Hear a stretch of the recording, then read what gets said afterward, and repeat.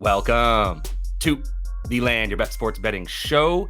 Kicking off NFL action here. Didn't have a video out for week one, but we are back with our first episode of the year. Going to be doing this each and every week for the most part. I'm sure we'll miss a couple here and there, but try to do this each and every single week on Fridays with Dieter Kurtenbach. How you doing today, my friend? I'm doing a lot better than Deshaun Watson and a lot of other quarterbacks who just stunk it up. And I'm not even going to get into the nasty man's other habits. But listen, early weeks, NFL betting, always a crapshoot. You don't know what you're getting, especially with no preseason these days.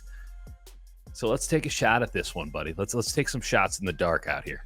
It's kind of what we're doing. We don't have that much data, but you know what? I have a decently nice hit rate in weeks 1 and 2. It's almost like once the data comes into play, then people smarter than me get into the way and do better than I do. But they're messing it up for the rest of us. That's what I'm saying. Like, don't forget, you are betting against everybody. It's not just the books, but we're a family here. We're gonna try to keep it in the fam. But I am gonna let you guys know we are doing couple best bets. So we each have about 3. Dietz is usually going to be on those sides and totals, I imagine. Yeah. I've got a couple player props and a team game prop as well. Actually, it's a game prop that I'm going to throw your guys' way. We have a stinky bet of the week that we're going to be going through. Shout out our boy Jacob Palmer, yes, former SF Examiner editor, I believe. Do we want to put that on him still? I think that's the title I'm going to use when we talk about it. But he had a great call, which was you need to look at who is the team that you're just like, there's no way I could bet on this team. Oh, wait, the whole public is on the what I think is going to happen as well. Let me go ahead and fade that, right? It's really just like, what are you just going to have to hold your nose and stomach because it doesn't feel great, but it is the right play, especially when you're fading the public here in the NFL. Yeah. And then we are going to throw some TDs, some tutties at you guys and see which ones we like. If we can't find a parlay of about 10-1 or better and get in on that action, which nice. I know is all the craze right now. So we'll throw some of that stuff your way, knowing damn well that like a 4-leg touchdown parlay isn't always very likely to hit, but you only need to hit it one time if you're getting it 10-1 out of every like 9 times, right? Now, of course, we'll hit it every time because we're just that good. Right. And that's what we decided was the best strategies. We should just bet on all the guys that are actually going to score, right? We should bet on the winning sides. It's really foolproof. Yeah, that's going to be the strategy that we deploy here moving forward. So let's get right into it. Up until this point, Lander. It's going really well. I'm not going to lie. Okay, good week 1 in the NFL. I don't want to jinx it too much. Last year we had a good week 1, and then I started throwing like 16 player props at people. Yeah. Went like 6 and 10 and was like, oh right, that's why you just stick to what you know. And bet with that strategy of like consistency. So that's going to be what we're looking at. I will also say real quick, plan, people. Yeah, exactly. We have a plan. And I will also say real quick, if you are in the Discord and you're looking for those picks, you do need to head over to wap.com these days. I announced that last night on the WNBA video, that those are where all of my bets and write-ups for those bets are going to be found. So 50% off, though, for the first 3 months if you are in the Discord by the end of September. Just want to throw that your guys' way. And now I kind of want to just jump right into bet number 1 for you, Dietz. And I'm going to throw the I'll let you start with which game you want to start with, and I'll bring it up. Let's start with the Saints. All right. And I'm digging the Saints plus 6.5 in this game. Obviously, they had the easiest possible start to the season, right? And they made it look laughable. Just Carolina Panthers, come on in, get your ass kicking, and get moving on. There's something in that, though, right? I do think that there's truth in that massive margin that we might be overlooking. Derek Carr is not I'm not a Derek Carr fan. I covered him when he was with the Raiders. I've seen a lot of Derek Carr playing football. He doesn't do it for me. That said, he's now in an offensive system, arguably for the first time in his career, where he's getting wide open throwing windows. And I don't think that was strictly the Carolina Panthers. I think that's Clint Kubiak coming in from the Kyle Shanahan offensive tree. The ever bountiful Kyle Shanahan coaching tree. Truly. And coming in and Bobby Slowicking, as what happened with the Texans last year, the New Orleans Saints. And you have good receivers. You have an offensive line that can do what you need a Shanahan system to do. You have a great running back in Alvin Kamara. And you have a coach in Dennis Allen who I think is awful when we're talking about the totality of it all. But on defense, he gets his guys ready to go. And he has them in a good position. You flip it on the other side with the Dallas Cowboys. They went up against an all-time bad vibes team in the Cleveland Browns. I don't know, and we'll talk about the Browns more later, but suffice it to say, the whole thing needs to be burned to the ground. And as much as I do have respect for Kevin Stefanski, he ain't the man to fix what ails this team. Sometimes you need to go to a specialist when you got this kind of a disease going on with the operation, right? Yep. He's here. He's like, I got a scalp. I can't cut any of this out. Like, we got to get some chemo. We got to get some radiation on this bad boy. This is where you call in a Bill Parcells back in the day. You're like, we got to build this fucker from the ground up. Yes. So the Cowboys are coming in and they're feeling good. Jerry Jones, the king of content, holds off on the Dak Prescott contract extension until the day of the game. I'm sure they hammered it out at the hotel the night before. Right. And they come in and it's just easy. It's just easy for the Dallas Cowboys. So it was easy for both of these teams. And I think what the books are telling us now is actually we believe it's going to be easier for the Cowboys. That the Cowboys easy was more insightful than the Saints easy. And I don't buy that. I'm not saying Carolina doesn't suck. I'm not saying the Browns don't suck. What I'm saying is I feel like these teams are much closer in overall talent level, and their coaching is going to be roughly equivalent now that you have a competent offensive coordinator in position in New Orleans. I look at Dallas's team. You like their quarterback, but their run game is suspect. It really is. I mean, I can't have Zeke Elliott carrying the ball as much as they do. Yeah. Brandon Cooks is your second best receiver. CeeDee Lamb is going to need some more time to get back to being CeeDee Lamb. You got questions now at tight end, and I know that maybe it doesn't hurt today. Dude, there's no way that doesn't hurt. And on defense, I don't know how they look so good other than the Browns and Deshaun Watson, because I don't like the talent they have on defense outside of Micah Parsons. They got 6 sacks in that game. It's just not going to happen against Derek Carr. They get the ball out too fast. The windows are too open. You're giving me 6.5. That's an indication that you think that the Cowboys are a Super Bowl contender and the Saints are going to finish in the top 10 in the draft. And I think both of these teams are playoff caliber teams in an NFC that's just not that interesting this year. Yeah. So give me the Saints going into Dallas. Plus 6.5. I know that there's some history on Dak as a home favorite. I know there's some history on the Saints as a road dog. I'm taking the 6.5, and I can't believe at its core, my stance is this. I'm buying into Derek Carr and what we saw in week 1, and we're going to find out. Nasty business. We'll see. I don't have a stance on that nearly as strongly as you do, which is a sense I'll probably say throughout this season as we speak. I cannot stand as strongly as you do. But the thing that I do like what you said here, I don't think that Derek Carr is going to have the same. I know he's not going to have the same amount of time that he had last week. Last week I was super excited to take an over longest reception for Raheed Shaheed. Nice. And I was down to do that for Derek Carr's longest throw as well. I didn't bet the Derek Carr longest completion because it was like 39.5, and I was like, this is still scary. But Raheed Shaheed was at like 18.5 yards for his long reception. Love it. The Panthers couldn't get, as we well knew, couldn't get any kind of pressure. Dallas was all over the Browns. And I do think partly, you've got some miscommunication always going on in the Browns. Deshaun Watson's played 13 games for this team. And Deshaun Watson doesn't call the right plays. There's now like copious evidence that he doesn't know what's happening on the football field. Right. And not to get too wonky here, but like, I know for a fact Deshaun Watson's not calling out the protections. Very few quarterbacks, if any, these days are handling protections as well as handling, obviously, getting guys, the skill position players in position to execute the play, calling audibles, hot routing, all that stuff. All the centers are handling that in the NFL. And you can tell because the quarterbacks are never coming to the line and pointing for a Mike linebacker. Yeah. Right? That's so they're not calling protections. So when you watch the Browns, and again, I can't believe we're talking so much about the Browns, but here we are. But when you watch the Browns in that game, I would say that 5 of the 6 sacks that Deshaun Watson took were because the protections felt disjointed from what the play was. And I legitimately think that Deshaun Watson is not calling the right plays, that a protection goes in and then he gets to the line and he doesn't really know what's happening out there. It's absolutely wild to say, but that's where we're at. Like, I don't think actually the Browns offensive line was that bad and that the Cowboys defensive line was that good. I just think their quarterback doesn't know what's happening. However much credit you want to give the QB versus the line, like the Saints O line is better than the Browns O line. I would make that case. And last year Carr had like the 8th longest amount of time to throw.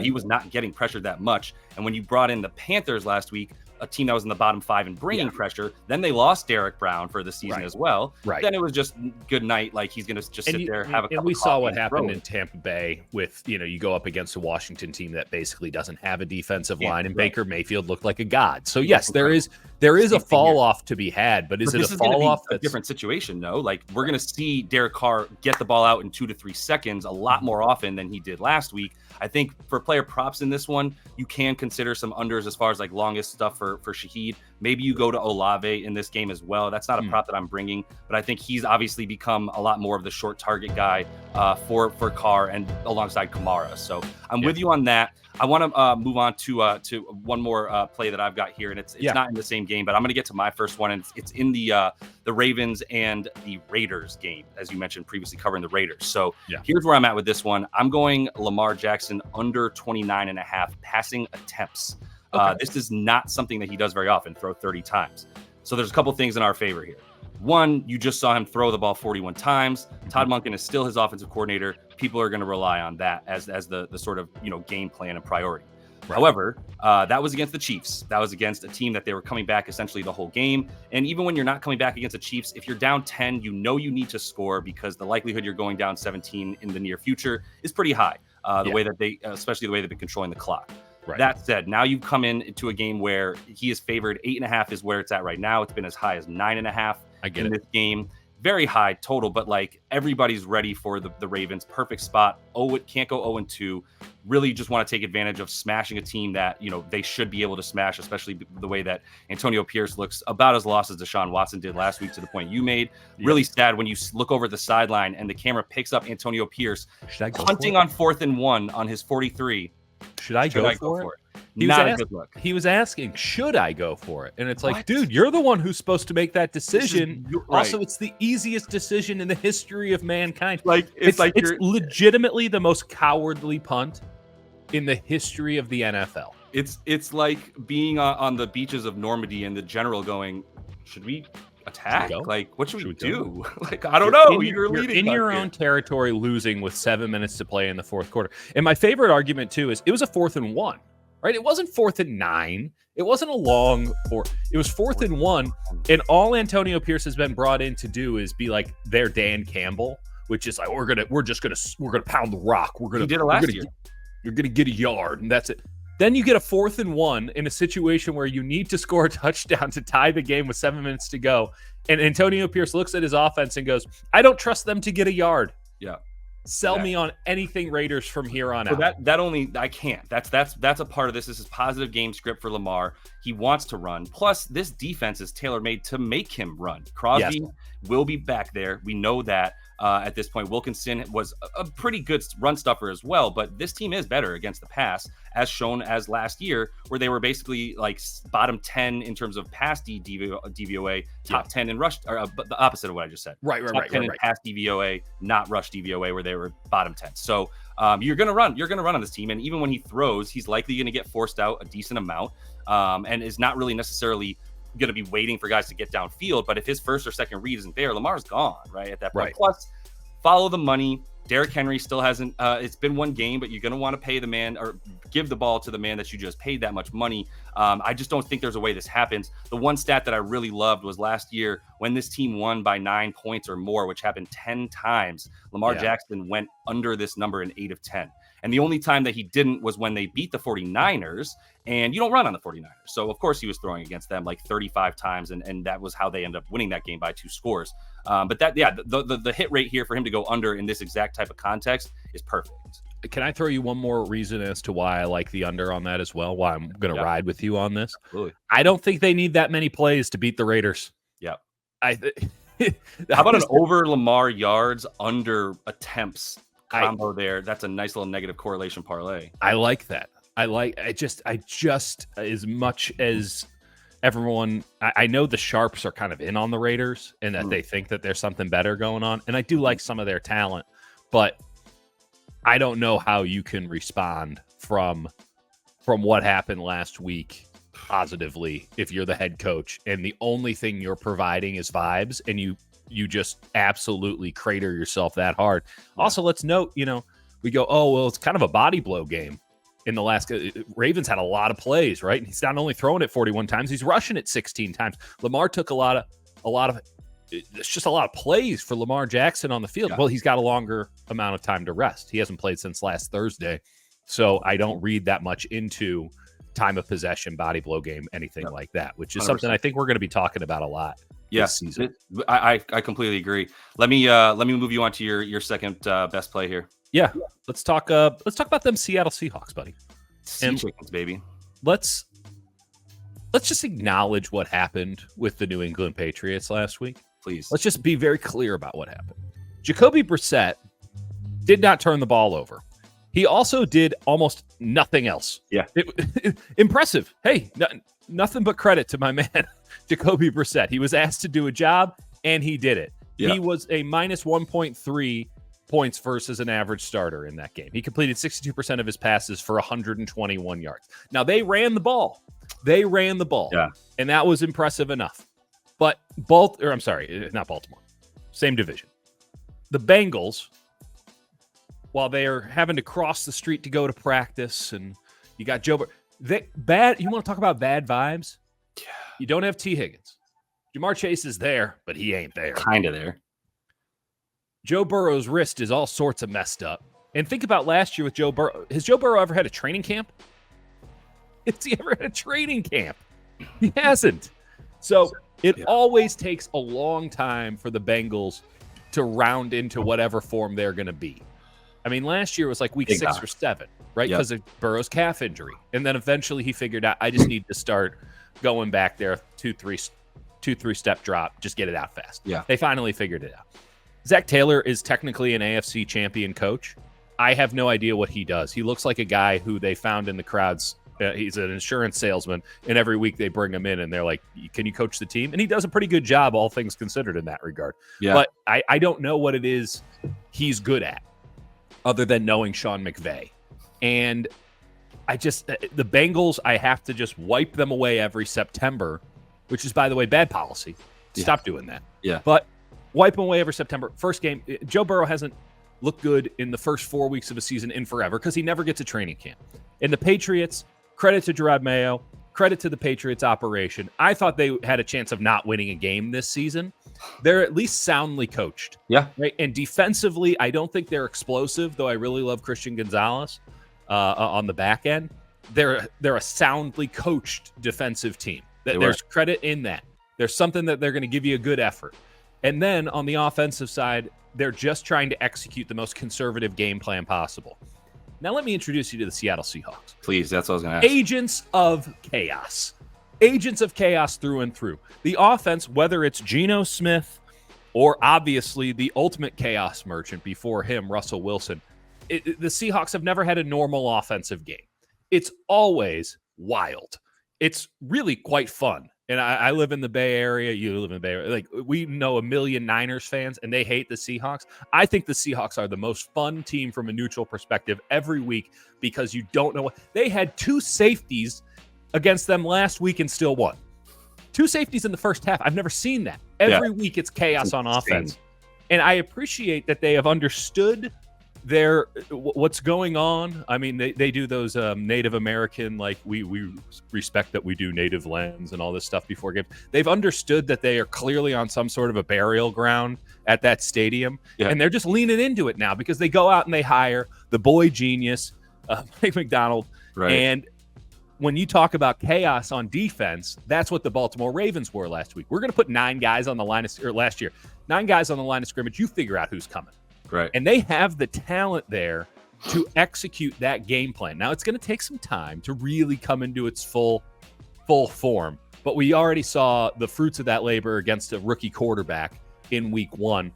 I think against a team where they're one-dimensional, and even though I do like a Pop Douglas, and I'm a big fan of a Javon Baker, and, hey, this Polk kid ain't half bad either.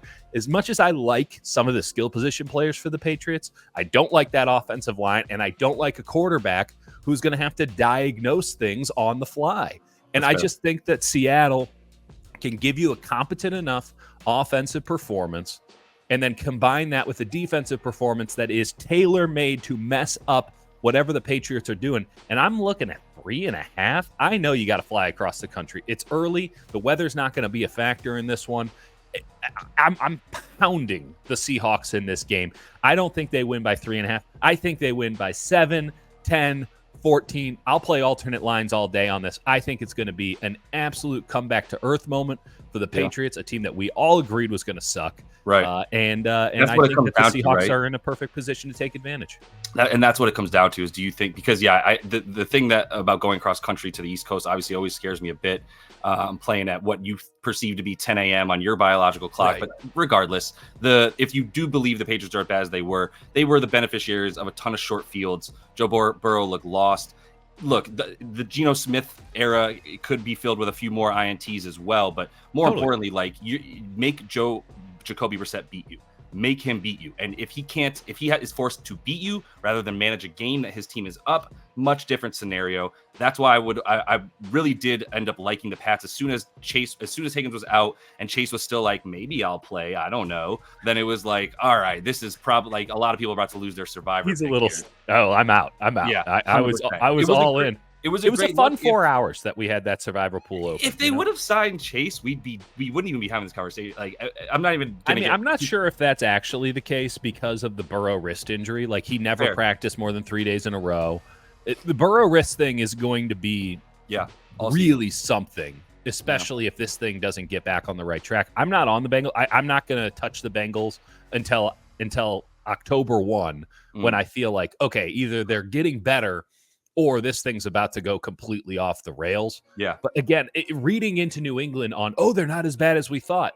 No, they probably are. Yeah. And they're not going to be able to run for 170 flipping yards against the Seahawks. They can turn them into a one-dimensional offense, and your one dimension now is Jacoby Brissett. Right. And if that's it, and if it's not Ramondre Stevenson, who they made look essentially like Ricky Waters last week, then you're not going to be in that kind of situation. You also want to get into the nuance of it. Like, you lose DJ Reader on the Bengals because you have 2 scouts and you're a cheap team. Guess what? Now your run defense is going to suck too. Terrible.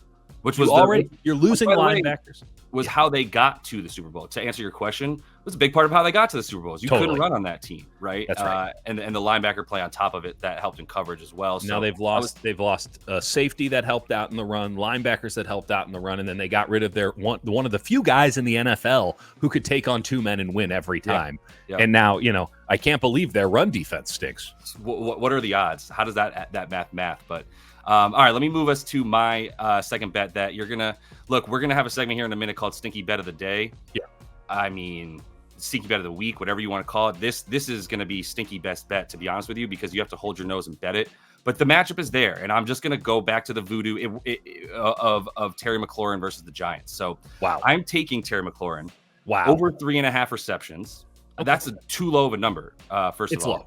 Secondly, that is the market telling you they don't think that rookie quarterback can just deliver the ball to anybody. Can't throw the ball. He's at 192.5 yards this week. We've had the discussion that if you are an NFL capable quarterback, you should be able to throw it for 200 yards against pretty much any team. I'm not sure, but I know that he's an NFL rushing quarterback for sure, and that he's capable of getting a hundo at any given time. That said, Terry McLaurin, I just have to look at his stats and go, I'm going to ladder him 5+. I'm putting 3/4 of a unit on him to get 5+ for plus 132. Mm-hmm. I'm putting a quarter unit on 2 more ladders. 6+ receptions is plus 225, and 7+ receptions with a little quarter of a unit is plus 550. Let me tell you about this man's stats against the Giants real quick. Let's do it. 4+ receptions in all 9 of his games, so that gets over the core line. 5+ in 8 of 9 games. 6+ in 7 of 9 games. And 7+ in 5 of 9 games. He's averaging 7 receptions, 6.8 to be specific, 9 targets a game, 87 yards. Here were his quarterbacks for those games. Case Keenum gets hurt, bring in Dwayne Haskins. Kyle Allen. Alex Smith gets hurt, bring in Kyle Allen. Taylor Heineke 4 times, Sam Howell twice, who is no longer with the team for a good reason. So I like Sam Howell. He's guess who he plays for? I actually don't. Is it the Cardinals? No, he plays for the Seahawks now. Agent of Chaos in Seattle. I know he's in the West. Yeah. And look, you want to talk about an old school quarterback, Fran Tarkenton type, who's just going to run and gun and whatever. You're really beseeching the legacy of Fran Tarkenton. Maybe like an Otto, Graham Listen, Otto or something. If you're going to have a backup quarterback, make them be the most volatile sons of bitches on the planet. Absolutely. I want a Jameis Winston who will throw me 30 touchdowns and 30 interceptions because at least it will be fun. Yes. It'll be exciting. Give me a Sam Howell who's out here just crash test dummy in it. Like, give me something like that.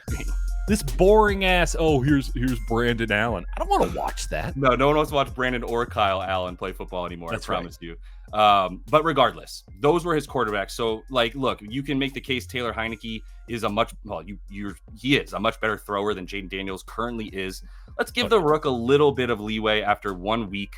Not going to go ahead and give too many flowers to the Tampa Bay defense. They also lost like 4 defensive backs in that game, which is a big reason for also why you're like, come on, Jaden, you couldn't even throw against that. But by the second half, Jaden was like, caution to the wind, be damned, I'm out and we're running because I know that like nobody's really getting open here. I'm not finding guys who are kind of open down the middle of the field. So the thing here about the receptions is I could see it safer with the yards because if you look at the way McLaurin was used last week, he was their deep threat.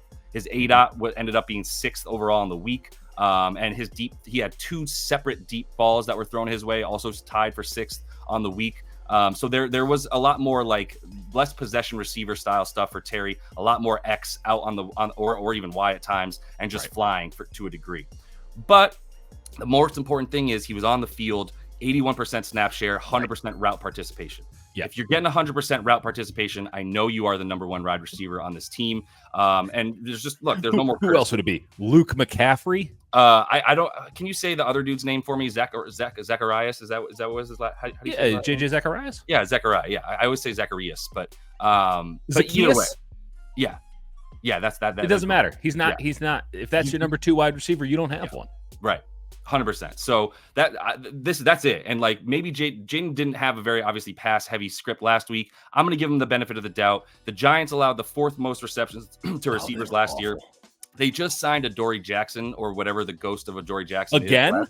Again. They cannot stay away. Was he just hanging out at the Hilton by the airport? He had to have been. I mean, if you've been to the Hilton in New Brunswick, that's sad. But like, yeah, no, he's somewhere around there. Like, and it's not good. Obviously, the Garden Inn in East Rutherford. I think he does live in Miami, to be honest with you, because that's where I'd live if I was from there originally. But most importantly, like that's an indication that this team doesn't believe in anything they have. So let's keep it moving. Let me throw one thing at you here. Right, week 1 to week 2 is all about adjustments. Right now, you got a little bit of a game plan, and by the way, you can self-scout. You are making a bet here on Cliff Kingsbury to be a good coordinator. So there's risk involved. Yeah. But if you're looking at what the Commanders did last week and you go, okay, well, Terry McLaurin, our only good receiver, is 20 yards down the field. You can get bracketed easier. How about we just scheme up? And by the way, ultimate screen pass merchant, Cliff Kingsbury, right? How about we scheme up some easy catches to put the ball in the hands of one of our playmakers? And you look back to some of these games. I mean, last year when the Commanders had their most success, it wasn't Terry McLaurin going deep, running 9 routes, running those, deep digs. It was him getting the ball, short passes behind the line of scrimmage, just get the man touches and let him do something. You don't have another option in that regard. You're not giving the ball to Austin Eckler with whatever the hell's going on with that ankle still. Yeah. You're not screening those up for Brian Robinson. Those are just dump off passes. How about you help your young quarterback out? Get the ball out of his hands fast so that he doesn't think to himself, should I run or pass? Because he's always going to say run. Yeah. And then you have the ball in the hands of your best playmaker 5, 6, 7 times, and you do it early. This might hit by the end of the first half. That's what I'm saying. And you need to see the ball go in, right? It's the equivalent of just needing to see the ball go in so that you have the confidence to make another throw, right? Obviously, basketball reference versus football. So that would be where I'm at with that too. I want to get to one more each here. And I am going to I have a bet from that Jags and Browns game, but that's going to segue us to another segment. Segment. So the final bet here that you have is somewhat a fate of public perception, I would say, right? With it is. What did anyone see from the New York Jets in that game that gives you confidence that they're good? I mean, I think that everyone is now. This is a narrative play. Don't get me wrong. I think everyone is chalking up 2 things to be fact that I don't think can be proven in 1 week. One, oh, well, the San Francisco 49ers are just that good. I've watched that game 4 times now. That's my job. The Jets were just that bad as well. And at some point, there is a trade-off. Aaron Rodgers didn't move once. He didn't move in the pocket once. When you think about Aaron Rodgers, you think about him making plays. And it's been lesser, obviously, in recent years.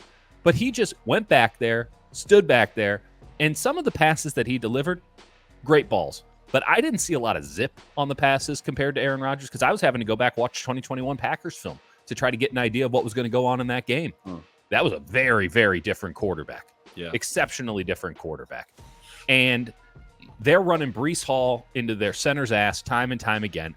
It was, guess what? A Nate Hackett game plan, which is not creative, calling plays against air, and Aaron Rodgers out there not making anything beyond what was called.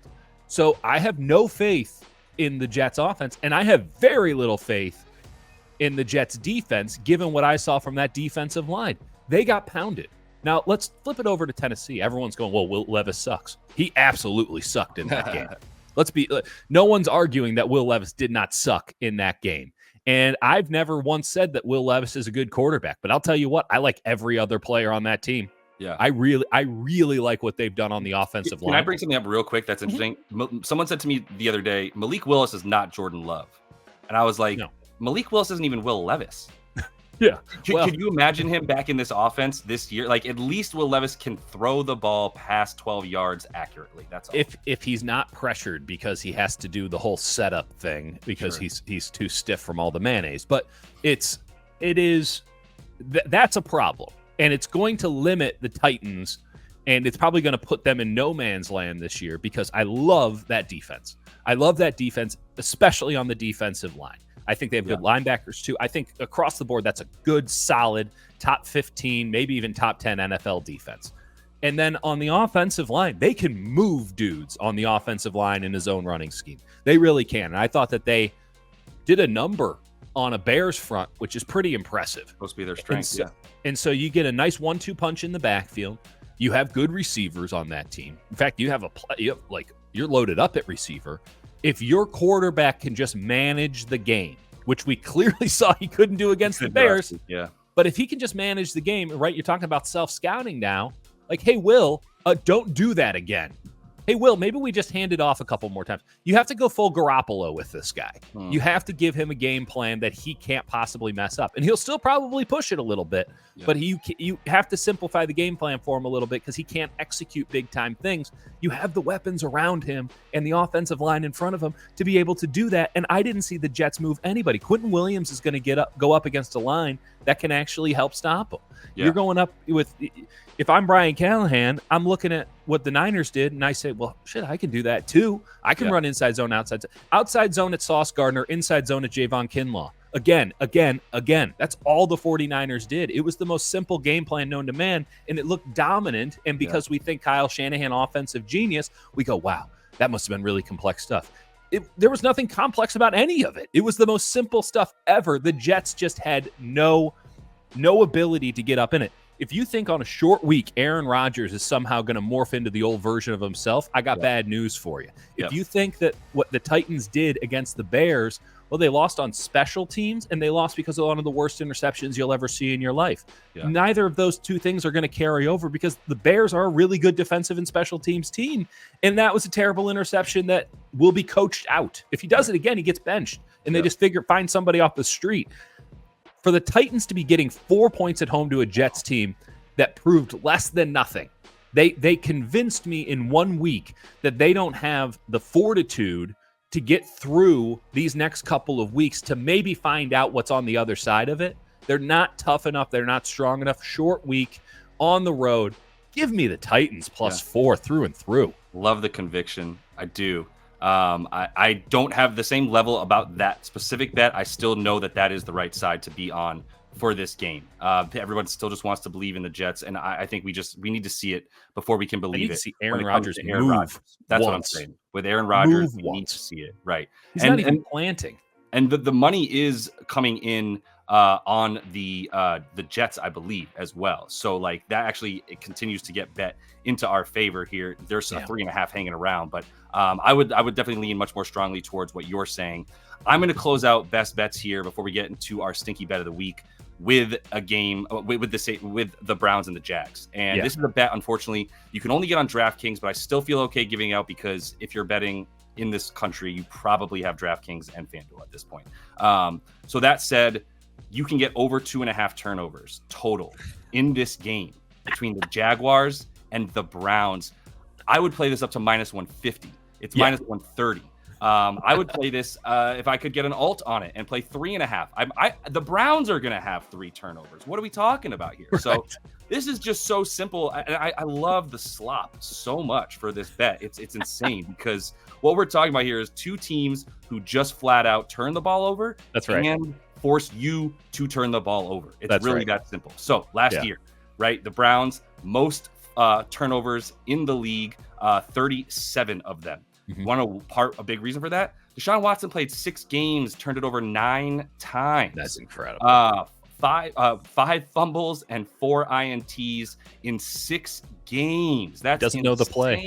He's got a green dot. He doesn't know the play. He doesn't know. He doesn't know what he's doing. Right. He doesn't know where he's supposed to be. So that's a big part of it. Then the Jags, same concept. They also turned the ball over plenty. Small hands Trevor with like 14 INTs last year. He's got it. He's got the INTs, and it ain't going away. Led the league. Then hey, kudos, he didn't have one last week. That was a great job against the Miami Travis Dolphins. Etienne did.